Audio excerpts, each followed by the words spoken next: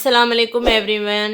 उम्मीद है आप सब खैर खैरियत से होंगे। आज हम class 7 Oxford secondary science by Terry Jenning का जो है चैप्टर 4 जो है कि पेज नंबर 53 पर वो आज पढ़ेंगे। ये जो है केमिस्ट्री से रिलेटेड है क्योंकि इस चैप्टर का नाम है structure of an atom, atom की बनावट। केमिस्ट्री से रिलेटेड हमारे जो हैं वो टोटल 4 चैप्टर्स हैं। इस पोर्शन में structure of an atom, physical and chemical changes, chemical bonds and solutions. तो पहले हम पढ़ते हैं स्ट्रक्चर ऑफ एन एटम। तो स्टार्ट करते हैं। Everything around you is made up of tiny particles called atoms.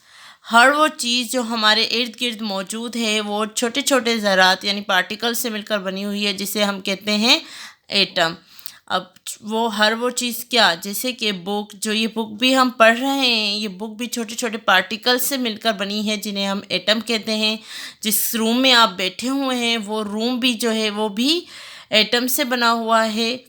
या जो ट्रीज़ हैं, प्लांट्स हैं, बाहर हमारे गार्डन्स में मौजूद होते हैं, वो भी छोटे छोटे एटम से बने होते हैं। And sun, stars, moon, all are the made up of atoms. ये सब जो हैं एटम्स के बने होते हैं। इवन जो हमारी बॉडी है, इंसानी जिस्म है, ये भी क्या है, एटम से बना हुआ है। और अप टू यहाँ देखिए लिखा हुआ है 7 ऑक्टेलियन atoms. The body of an adult human is made up of about 7 octillion atoms. अब 7 octillion atoms जो ये ज़ीरो हैं ये टोटल 27 हैं, 1 फॉलोड बाय 27 ज़ीरोज़। तो हमारा इंसानी जिस्म भी जो है वो 7 octillion atoms से बना हुआ है। Mainly atom of the elements carbon, oxygen, hydrogen and nitrogen. जो रेयरली आपको कहीं भी एटम्स मिल जाते हैं आमतौर पर वो जो है ये 4 एटम हैं, जैसे कि carbon, oxygen, hydrogen and nitrogen. Your school bag में भी made up of plastic called polyester. आपका जो स्कूल बैग है मे भी वो पॉलिस्टर एक प्लास्टिक होती है उसका बना हुआ हो। तो ये आपको कह रहे हैं कि मे बी आपका जो बैग है, स्कूल बैग, वो भी पॉलिस्टर का बना हुआ। पॉलिस्टर क्या है? Polyester is made up of the elements carbon, hydrogen and oxygen. Polyester जो है वो भी एटम्स का बना हुआ है। अब उनमें कौन कौन से एटम्स हैं? वो हैं ये 3 atom, carbon, hydrogen and oxygen. ये तीनों मिलकर जो है वो पॉलिस्टर बना रहे हैं। Would, a completely different material, is also made up of carbon, hydrogen and oxygen.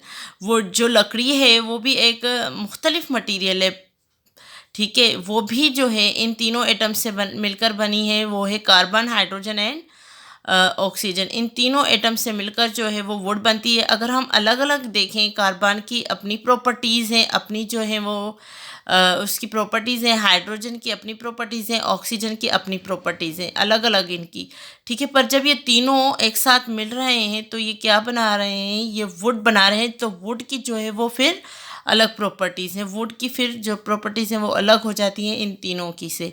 But in would the atom of these elements are put together in a different way to give totally a new material with completely different appearance and properties.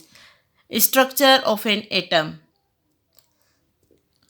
Structure of an atom. अब जो है हम पढ़ेंगे कि atom की structure क्या है, कैसे एटम का जो है वो बनावट बनी हुई है।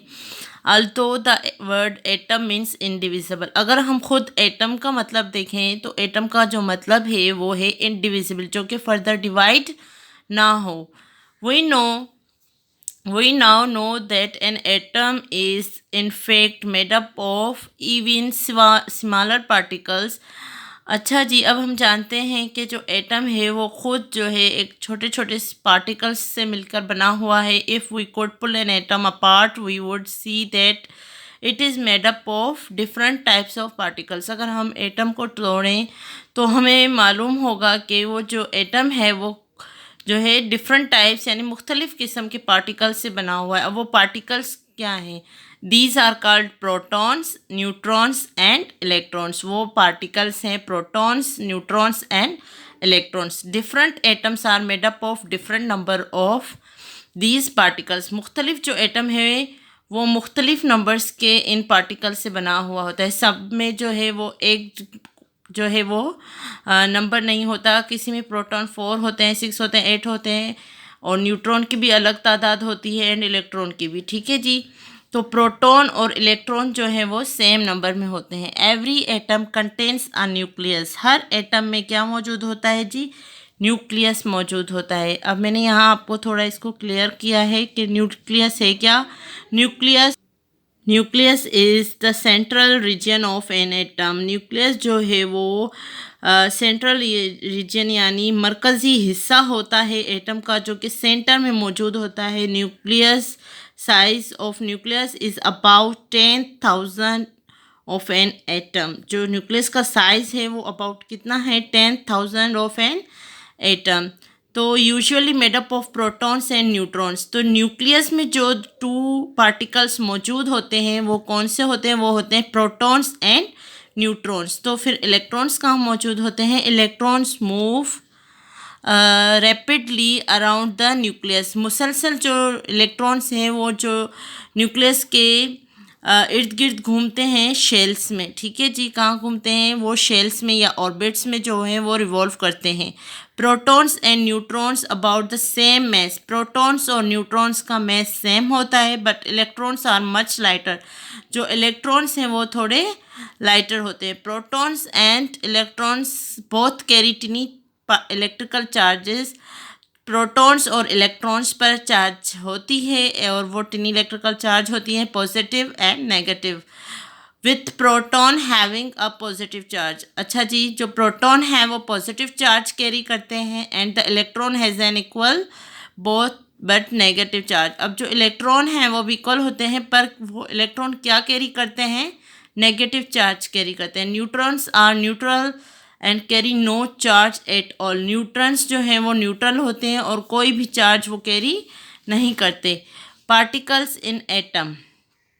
तो पिंक कलर से आपको प्रोटॉन शो किया गया है, न्यूट्रॉन को जो है वो पर्पलिश टाइप से शो किया गया है, एंड इलेक्ट्रॉन को स्काई ब्लू कलर से। तो जो प्रोटॉन का रिलेटिव मास है वो है 1। तो एक एटम में अगर 1 प्रोटॉन है तो उसका रिलेटिव मास भी 1 होगा। तो दूसरे में 2 या 4 है तो उनका रिलेटिव मास भी उतना ही होगा, 4, 6 ऐसे। तो चार्ज जो है प्रोटॉन पर वो पॉजिटिव चार्ज है एंड रिलेटिव मास उसका 1 है। न्यूट्रॉन की जो रिलेटिव मास है वो 1 है और इस पर कोई चार्ज नहीं होती। इलेक्ट्रॉन पर जो है 1/1837 of proton and negative charge. जो इलेक्ट्रॉन है वो नेगेटिव चार्ज कैरी करते हैं। All atoms have equal number of protons and electrons, meaning they are neutral. All atoms जो हैं वो प्रोटॉन्स एंड इलेक्ट्रॉन्स कैरी करते हैं। तो प्रोटॉन्स पे पॉजिटिव चार्ज होती है एंड इलेक्ट्रॉन्स पर नेगेटिव चार्ज होती है। तो हमने पढ़ा है मैथमेटिकली कि positive into negative equals to negative. तो इस वजह से जो है एटम न्यूट्रल हो जाता है, have no overall charge. Relative mass is the average mass of all the atoms of an element. Relative mass जो है वो किसी भी एटम का एवरेज मास होता है किसी भी एलिमेंट का। तो उम्मीद है आज का लेक्चर आपको समझ आया होगा। नेक्स्ट लेक्चर हम इससे नेक्स्ट वीडियो में पढ़ेंगे। तब तक के लिए अल्लाह हाफिज़। प्लीज़ मेरे चैनल को लाइक करें, शेयर करें, सब्सक्राइब करें एंड कमेंट करना ना भूलें। Thank you.